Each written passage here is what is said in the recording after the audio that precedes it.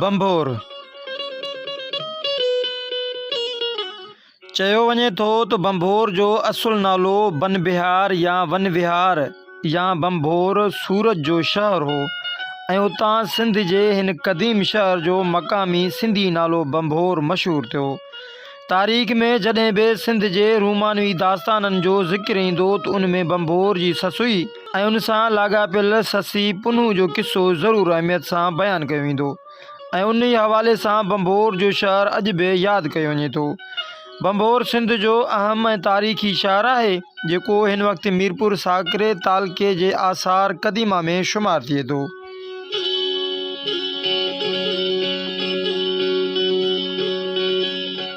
मीर अली शेर काना ठटवी तोहफ़तुल किराम में ॼाणाए थो त बंभोर शहर बंभोर आहे अॾायो हो ऐं हू ई उते जो राजा हो। दरिया जे किनारे ते हुअण करे बंभोर शहर अहमियत अख्तियार करे वियो। जॾहिं बनु उमैया जे गवर्नरनि जी नाअहली करे सिंध में राजाउनि बग़ावत शुरू कई त बंभोर रियासत जो राजा बि उन्हनि मां हिकु हो। 133 हिजरी 750 ईस्वी में बनु उमैया जो दौर ख़त्म थियो ऐं अब्बासी खिलाफ़त जी शुरूआत थी। 133 हिजरी 750 ईस्वी में पहिरीं अरबी फ़ौज सिंध ॾांहुं उमाणी वई। ॿियनि रियासतनि समेत सिंध जो शहर बंभोर बि अब्बासी खिलाफ़त जे असर हेठि आयो, पर आहिस्ते आहिस्ते बंभोर शहर उजड़ण लॻो। तां जो ख़लीफ़े हारून रशीद जो दौर 171 हिजरी 787 ईस्वी में ही शहर फिटी वियो।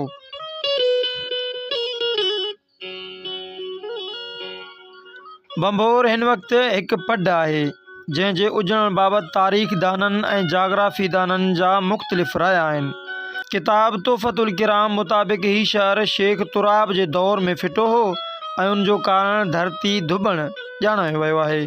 जॾहिं त मीर ताहिर ख़याल ज़ाहिर कयो आहे त बंभोर शहर दरिया जे सुकण सबबि फिटो हो ऐं हिते जे माण्हुनि साकरे में वञी पख आॾिया हुआ।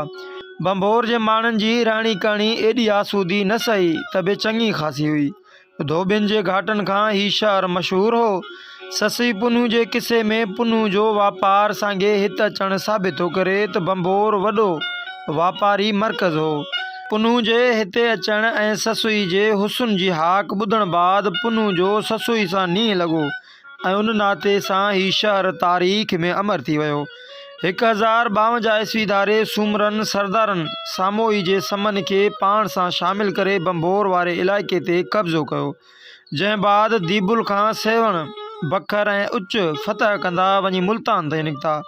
कराची खां नेशनल हाईवे ज़रिए ठठे ॾांहुं वेंदे घारे शहर वटां जेको नॉर्थ वेस्टर्न रेलवे जी कराची कोटड़ी सेक्शन ते धाबी जी रेलवे स्टेशन भरिसां रिणपट जे विच ते आहे। 3.5 मील परे घारे जे खारे ते पहाड़ी इलाइक़े में बंभोर जा आसार मौजूदु आहिनि जेके 50 फुट उतां टकरी ते आहिनि, जंहिंखे ससुई जो टकर बि सॾिजे थो। ही ससुई ऐं पुनू जे इश्क जी सरज़मीन आहे जन जी मुहबत जे मामले खां सिंध ऐं दुनिया जा माण्हू घणो वाक़िफ़ आहिनि। घणनि आलमनि जो इहो ख़्यालु आहे त घारे जे खारी मथां नज़र रखण वास्ते बंभोर हिकु चेक पोस्ट हुई।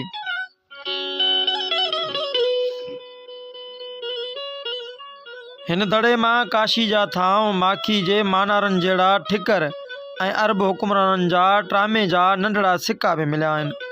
ठिकर जे थांवनि शयुनि जो ज़िक्र मशहूर आर्कियालॉजिस्ट हेनरी कज़न्स बि कयो आहे, जंहिंजो ख़्यालु हो त माखी जे मानारनि जहिड़ा ठिकर सिक्कनि ठाहिण जा सांचा हुआ। बंभोर जी खोटाई वक़्तु हेठि खायूं खोटियूं वयूं त जीअं पक करे सघिजे त ही माखी जे मानारनि जहिड़ा ठिकर मुस्लमानी दौर खां अॻु बि हुआ या न। पथर सां जोड़ियल जॻहूं हिकु दौर जी आबादी सां तालुक़ रखनि थियूं। पथर वारी भित जी भरिसां खोटियल हिकु खाई मां अरब दौर सां लाॻापियल ट्रामे जा सिक्का बि मिलिया हुआ। हीउ शहर वसी एराज़ी में पखिड़ियल हुअण करे मुहक़क़नि जी निगाहुनि जो मर्कज़ रहियो। पाकिस्तान जे क़याम खां पोइ हिन एराज़ी जी खोटाई जो सिलसिलो शुरू थियो। सॼी डेल्टा में बंभोर जो क़िलो अकेलो क़िलो आहे जेको पकियुनि सिरनि बदिरां पथरनि सां ठाहियो वियो हो। किन तारीख़दाननि बंभोर खे दीबुल बि सॾियो आहे। ससुई पुनू जे दास्तान जो त बंभोर सां तालुक़ हो, पर हैरत जहिड़ी ॻाल्हि आहे त तारीख़ जे कंहिं बि किताब में बंभोर जो कंहिं ॿिए हवाले सां ज़िक्र मौजूदु न आहे। सन 1930 ईस्वी धारे NJ मजमदार ऐं 1951 ईस्वी में हिकु यूरोपी माहिर बम्भोर जूं मुख़्तसिर खोटरायूं करायूं। बम्भोर जे बाक़ाइदी खोटराई जो कमु मार्च अप्रैल 1958 ईस्वी में क़दीम आसारनि जे खाते पारां डॉक्टर FA ख़ान शुरू करायो। उन खां पोइ अक्टूबर में खोटराई थी जेका 1959 ईस्वी ताईं जारी रही। खोटराइनि मां इहो मालूम थियो त हीउ शहर घटि में घटि पहिरीं सदी काफ़ मीम खां पहिरीं सदी ईस्वी में सथियन ऐं सासानियन जे असर हेठि रहियो हो। हितां यूनानी नमूने जा थांव बि मिलिया आहिनि। उहे आसार सतह ज़मीन खां 25 फुट हेठि मिलिया आहिनि, जॾहिं त मथीं सतह जी खोटराई मां ज़ाहिर थियो आहे त शहर कंहिं ओचिते हमले, लुटमार ऐं बाहि में सड़ी तबाह थियो आहे।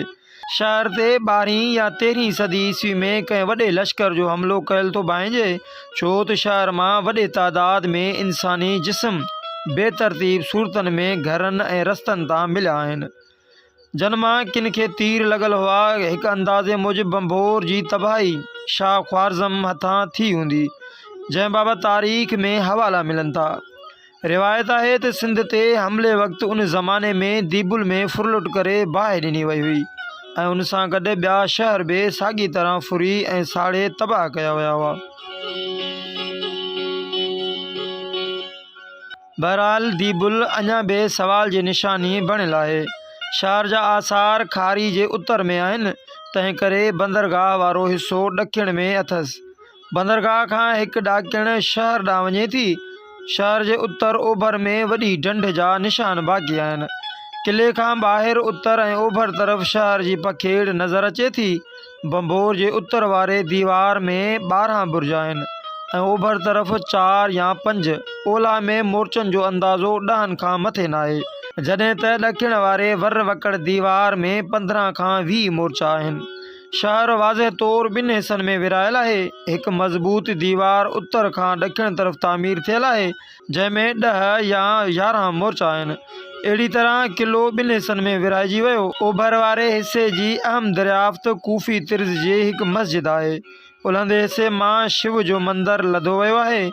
उन्हनि 2 इबादत घरनि जे बुनियाद ते माहिरनि ख़्यालु ॾेखारियो आहे त बम्भोर में आबादी खे हिंदू मुस्लिम बुनियाद ते जुदा जुदा रखियो वियो हो, पर इहा राय ॾियण खां अॻु में इहो ज़रूरी हो त घटि में घटि किले जे अंदरूनी खंडरनि जी मुकमिल खोटराई कई वञे हा।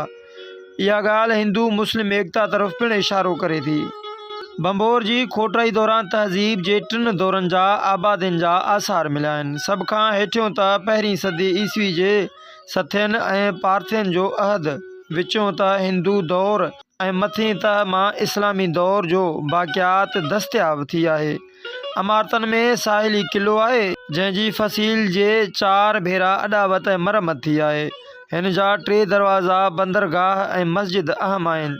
मस्जिद में 122 ज़रब 120 फुटनि में कूफ़ी जे मस्जिदनि वांगुरु महराब कोन्हे। दस्ताब थियल कूफ़ी ख़त जे 13 कुतुबनि मां 2 में सन 109 हिजरी ऐं 294 लिखियलु आहे। मुस्लिम बाक़ियात में वासिक बिल्ला, वलीद बिन अब्दुल मालिक, हशाम बिन अब्दुल मलिक, मामू रशीद ऐं अल मुअतक़द बिल्ला जी वफ़ात जा सोन ऐं चांदी जा सिक्का, उमवी ऐं अब्बासी दौर जा मिट्टी, चीनी ऐं शीशे जा थांव, वट ऐं तोरा, लोह ऐं हॾनि मां ठहियल सामान शामिल आहे। हीअ वसंदी 13हीं सदी ईस्वी में बर्बाद थी ऐं वरी आबाद न थी। आसार क़दीमा जे माहिरनि मूजिबि इहा मस्जिद नंढे खंड जी सरज़मीन ते पहिरीं मस्जिद हुई, जेका कूफ़े ऐं वासिद जे मस्जिदनि जे तिर्ज़ तामीर मुताबिक़ तयारु कई वई हुई।